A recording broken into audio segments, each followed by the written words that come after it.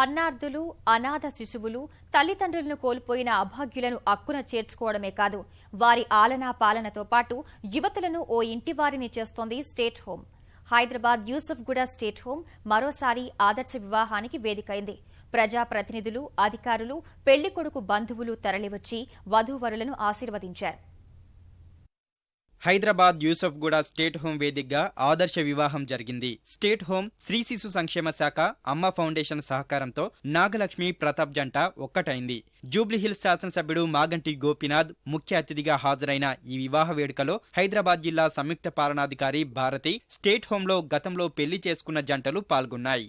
9 ఏళ్ల కిందట ప్రకాశం జిల్లా మార్కాపురంకు చెందిన నాగలక్ష్మి 15 ఏళ్ల వయసులో ప్రమాదవశాత్తు తల్లిదండ్రులను కోల్పోయింది. సోదరుడు సరిగా చూసుకోకపోవడం వల్ల దూరపు బంధువు ఆమెను యూసుఫ్గూడ స్టేట్ హోంలో చేర్చారు.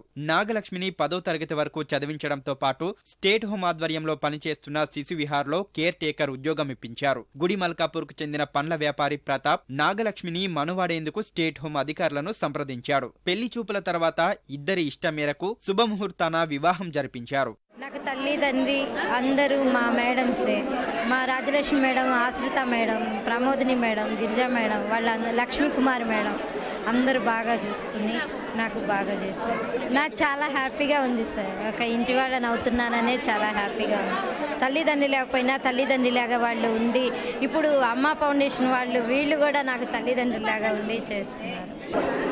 ఆదర్శ పెళ్లి చేసుకుని ఇష్టంతోనే చేసుకున్నాను. మా అమ్మ నాన్న కూడా ఇష్టం, మా బంధువులు అందరికీ ఇష్టంతో చేసుకున్నాను. స్టేట్ హోమ్లో పెరిగిన వాళ్ళము. మేడం వాళ్ళు మాకు 2014 ఆగస్ట్ 13 నాడు మాకు మ్యారేజ్ చేశారు. అయితే లైఫ్ చాలా బాగుంది. ఇట్లనే ఇంకా మేడం అనాథ పిల్లల్ని రాము లాగా మంచి అబ్బాయిలు అందరూ ముంగట్టుకొచ్చి పెళ్లి చేసుకోవాలని, మంచిగా ఉండాలని కోరుకుంటున్నాం. మా దగ్గర 40 మంది పిల్లలు ఉంటారు. కేజీ నుంచి పీజీ వరకు మేము స్టార్ట్ చేసి 11 సంవత్సరాలు అవుతుంది. ఇప్పటికీ ఈ పెళ్లితో 24 పెళ్ళిళ్ళు. అనాథలు, వికలాంగులు, బ్లైండ్ వాళ్ళ పెళ్ళిళ్ళు అందరూ కుదిరించుకొని మా దగ్గరకు వస్తారు. మేము అమ్మ ఫౌండేషన్ తరఫున పెళ్లిళ్ళు చేస్తుంటాము.